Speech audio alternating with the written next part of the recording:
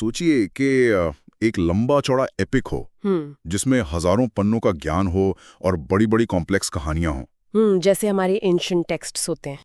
Right, बिल्कुल। आमतौर पर ऐसी किसी भी किताब को समझने के लिए ना हमें लगता है कि शुरू से आखिर तक सब कुछ पढ़ना पड़ेगा। हाँ, लोग बेसिकली यही सोचते हैं कि पूरा कॉन्टेक्स्ट चाहिए। एग्जैक्टली पर आज हम उस पूरी किताब को छोड़कर सिर्फ उसकी एक लाइन एक अकेले सेंटेंस को माइक्रोस्कोप के नीचे रखने वाले हैं। ये एक ऐसी गहरी पड़ताल होने वाली है जो दिखाएगी कि किसी टेक्स्ट का साइज उसकी डेप्थ को डिफाइन नहीं करता। सही बात है। एक टेक्स्ट जितना छोटा होता है उसके हर एक शब्द का वजन उतना ही ज्यादा बढ़ जाता है। बिल्कुल।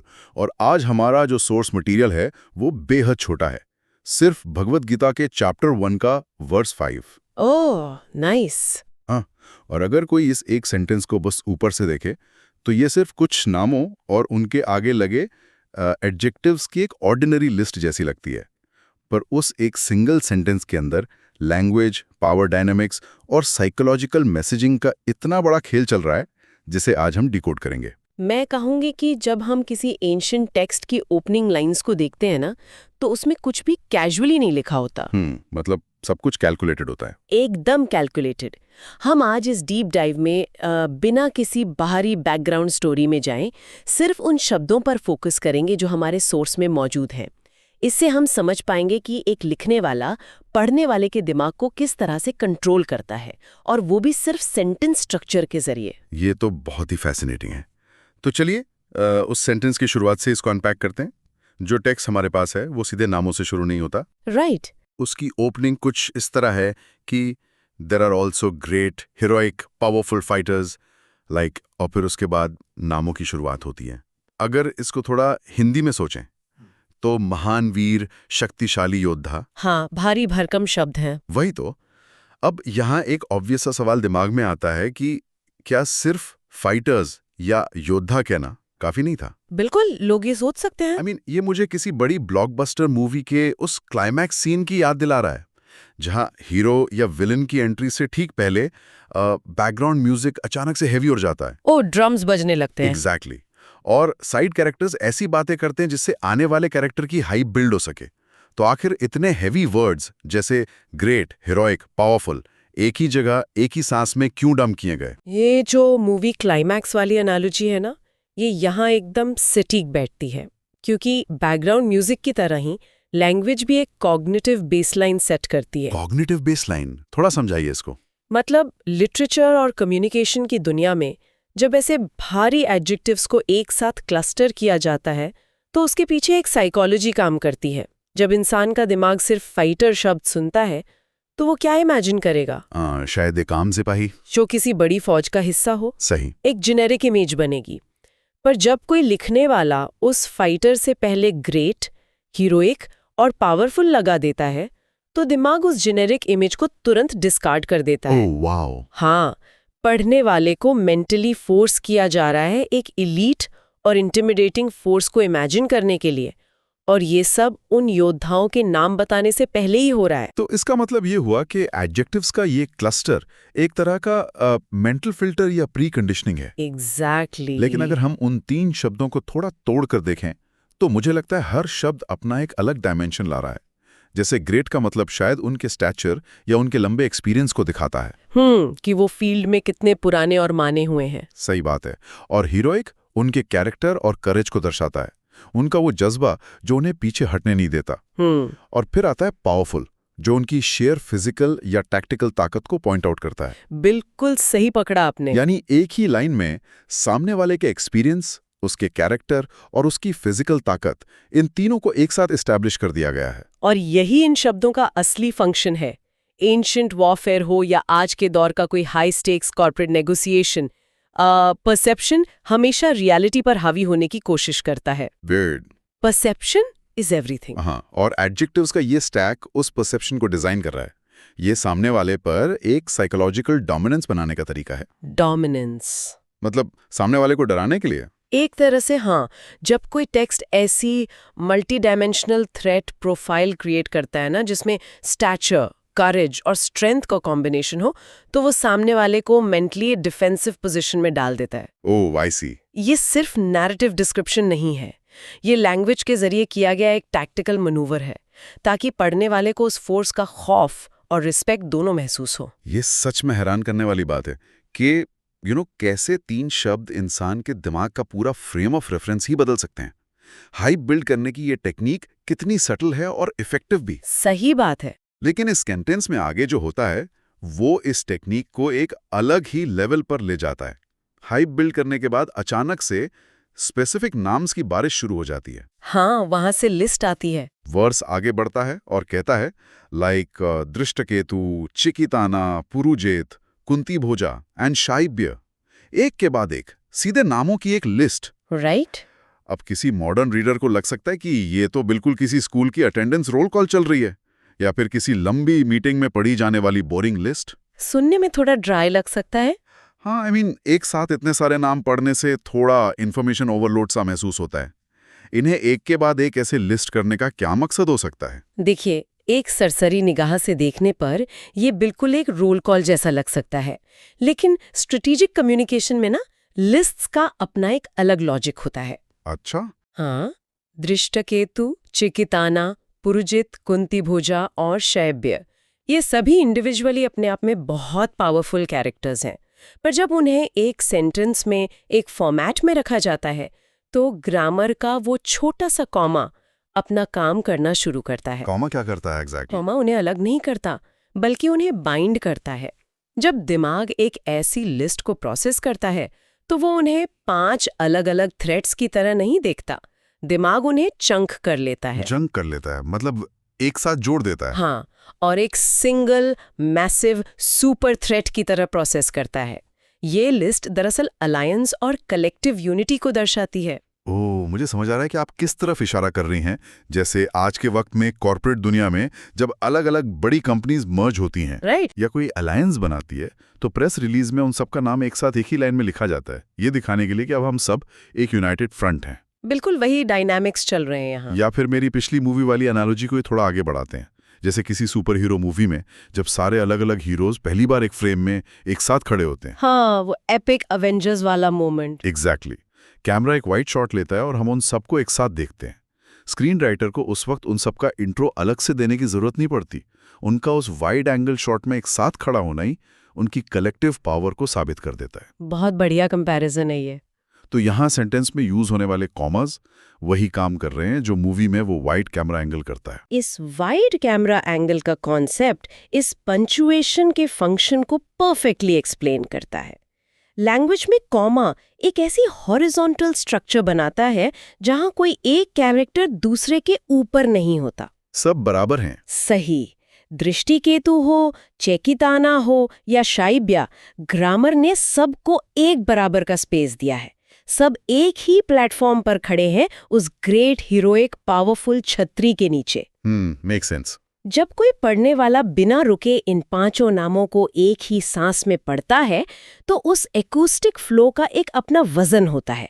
एक अकेला नाम चाहे कितना भी पावरफुल हो, वो एक यूनाइटेड लिस्ट की ग्रेविटी को मैच नहीं कर सकता। राइट। ये दिमाग पर एक ओवरवेलमिंग इम्पैक्ट डालने की टेक्निक है। ये हॉरिजॉन्टल स्ट्रक्चर का पॉइंट काफी फैसिनेटिंग है। यानी इस लिस्ट के जरिए एक इक्वालिटी, एक लेवल प्लेइंग फील्ड बनाई जा रही है जहां सब बराबर के पावरफुल हैं। बिल्कुल। पर अब इस गहरी पड़ताल में हम उस हिस्से पर आते हैं जिसने मेरा ध्यान पूरी तरह से खींचा और मुझे इस लिस्ट पर दोबारा सोचने के लिए मजबूर कर दिया। इस 5 नामों की लिस्ट के ठीक बाद ना एक बहुत बड़ा एक्सेप्शन आता है। लगता है हम किंग ऑफ काशी के स्पेसिफिक जिक्र की तरफ बढ़ रहे हैं। जी हाँ, बिल्कुल। बाकी सारे 5 वॉरियर्स को सिर्फ उनके नाम से बुलाया गया। दृष्टकेतु, चिकिताना, पुरुजित, सबके पास अपनी पहचान के लिए सिर्फ एक नाम है। हाँ। और उस वाइड एंगल शॉट में सब बराबर लग रहे हैं। लेकिन उनके बाद किंग ऑफ काशी के लिए टेक्स्ट अचानक से एक अलग डिस्क्रिप्टिव टाइटल यूज करता है, the valiant king of Kashi, यानी पराक्रमी काशी नरेश। राइट। मुझे ये थोड़ा अजीब और कॉन्ट्राडिक्टरी लग रहा है। अगर लिस्ट का मकसद एक इक्वालिटी और यूनाइटेड फ्रंट दिखाना था तो इस एक फिगर को अलग से हाईलाइट क्यों किया गया? वैलिड क्वेश्चन है। ये तो वैसा हुआ जैसे किसी हाई प्रोफाइल वीआईपी पार्टी में सारे गेस्ट वीआईपी हैं, पर अनाउंसर अचानक किसी एक गेस्ट के नाम के आगे द ग्रेट या द वैलियंट लगा दे। हाँ, बाकियों को थोड़ा अजीब लग सकता है। वही ना। अगर सेंटेंस के शुरू में ही सबको great, heroic, powerful fighters declare कर दिया गया था, तो बीच लिस्ट में किसी एक को ये एक्स्ट्रा टाइटल देना बाकी पावरफुल फाइटर्स की वैल्यू थोड़ी कम नहीं कर देता? ये किसी भी रीडर के दिमाग में आने वाला एक नेचुरल सवाल है, और यहीं पर ह्यूमन ब्रेन का पैटर्न रिकग्निशन रोल में आता है। Pattern recognition? वो कैसे? मैं समझाती हूँ।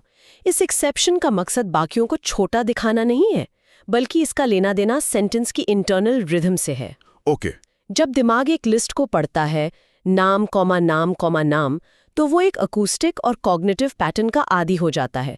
साइकोलॉजी में इसे हैबिचुएशन कहते हैं। हैबिचुएशन मतलब आदत पड़ जाना? हाँ, इंसान का दिमाग रेपिटेटिव चीजों को बैकग्राउंड नॉइज में बदल देता है ताकि वो नई इन्फॉर्मेशन पर फोकस कर सके। अच्छा, तो जब दिमाग को लगता है कि आगे भी सिर्फ नामों का पैटर्न ही आने वाला है, तो उसकी अटेंशन थोड़ी स्लिप होने लगती है। एग्जैक्टली। मतलब वो लिस्ट को आखिरी तक पूरे फोकस से नहीं पढ़ता। यही होता है। दिमाग प्रिडिक्ट करने लगता है कि अब अगला भी सिर्फ एक नाम होगा, लेकिन तभी टेक्स्ट अचानक से द वैलिएंट ऐड कर देता है। ये एक्सपेक्टेशन को तोड़ देता है। ओह, आई गेट इट नाउ। जैसे एक गाड़ी जो एक स्मूथ रोड पर चल रही हो और अचानक से एक छोटा सा स्पीड ब्रेकर आ जाए। पढ़ने वाले का दिमाग 1 सेकंड के लिए रुकता है और वापस पूरे फोकस के साथ टेक्स्ट पर आ जाता है। वाओ! ये वैलिएंट शब्द उस आवाज और फ्लो में एक ठहराव लाता है। ये एक एंकर पॉइंट बन जाता है जो लिस्ट की मोनोटनी को तोड़ देता है। ये स्पीड ब्रेकर वाली बात बहुत क्लियर है। ये उस अलार्म क्लॉक की तरह है जो एक कंटिन्यूस आवाज के बीच में अचानक अलग टोन में बजती है ताकि आपका ध्यान वापस वहीं आ जाए। सही कहा आपने। लेकिन अगर हम मीनिंग के लेवल पर बात करें, तो उस वीआईपी पार्टी वाले एनालॉजी का क्या उस वैलिएंट टाइटल से उस अलायंस के हायरार्की पर कोई असर नहीं पड़ता? असर पड़ता है, पर एक कंस्ट्रक्टिव तरीके से। देखिए, दुनिया के किसी भी अलायंस में एब्सोल्यूट इक्वालिटी नहीं होती। प्रैक्टिकल बात है। एक ग्रेट, हीरोइक और इक्वल ग्रुप के अंदर भी कुछ एंकर फिगर्स हमेशा ऐसे होते हैं जो अपने किसी स्पेसिफिक ट्रेट के लिए यूनिवर्सली रिकग्नाइज्ड होते हैं। इस टेक्स्ट का किंग ऑफ काशी को उनके वैलर या पराक्रम के लिए पॉइंट आउट करना ग्रुप की हायरार्की का हिस्सा है। तो इससे ग्रुप वीक नहीं लगता? नहीं, बिल्कुल नहीं। ये दिखाता है कि उस अलायंस के अंदर डीप रिस्पेक्ट के अलग अलग लेवल्स मौजूद हैं। ये ग्रुप को कमजोर नहीं बनाता, बल्कि उसे और ज्यादा ऑथेंटिक बनाता है। ऑथेंटिक? हाँ, अगर टेक्स्ट सिर्फ नामों को बराबर तरह से लिस्ट करता चला जाता तो वो आर्टिफिशियल और रोबोटिक लगने लगता। वैलिएंट टाइटल का एडिशन उस अलायंस में टेक्सचर, इमोशन और एक ऑर्गेनिक रियलिटी डाल रहा है। ये तो सच में कमाल का पॉइंट है। लिखने वाले ने बहुत चातुराई से हॉरिजॉन्टल इक्वालिटी, कॉमास के जरिए और वर्टिकल हायरार्की एक्स्ट्रा टाइटल के जरिए को एक ही सेंटेंस में ब्लेंड कर दिया है। ये सच में एक मास्टरफुल क्राफ्टेड डिजाइन है।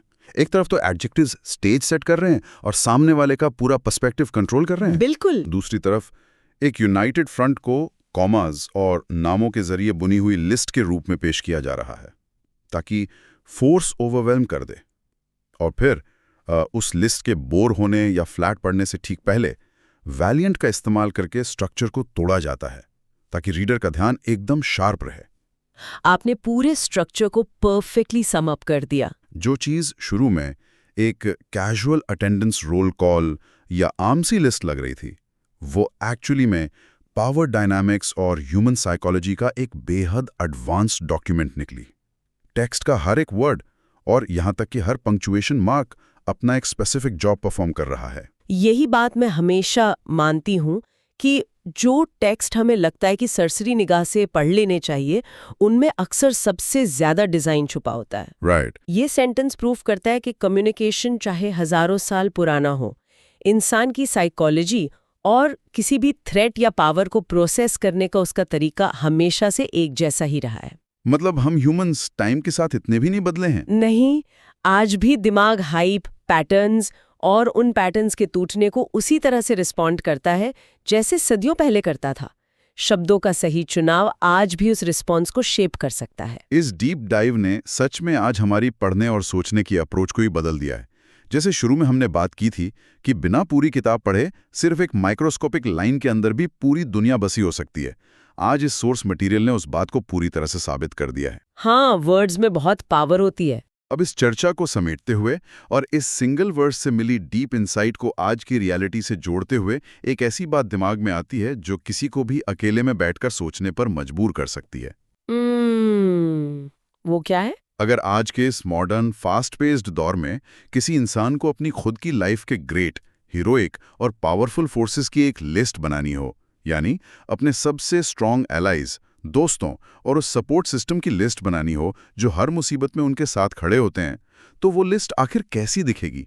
ये बहुत डीप सवाल है। और सबसे बड़ी बात, अगर कोई अपने उस सपोर्ट सिस्टम को, अपने अलायंस को इस वर्स की ही तरह बिना किसी हिचकिचाहट के इतने प्राउड और पावरफुल तरीके से दुनिया के सामने एक्नॉलेज करना शुरू कर दे, तो उस इंसान के अपने माइंडसेट और उसके कॉन्फिडेंस लेवल पर इसका क्या असर पड़ेगा? क्या उसके दिमाग के अंदर का बैकग्राउंड म्यूजिक भी हमेशा के लिए बदल जाएगा?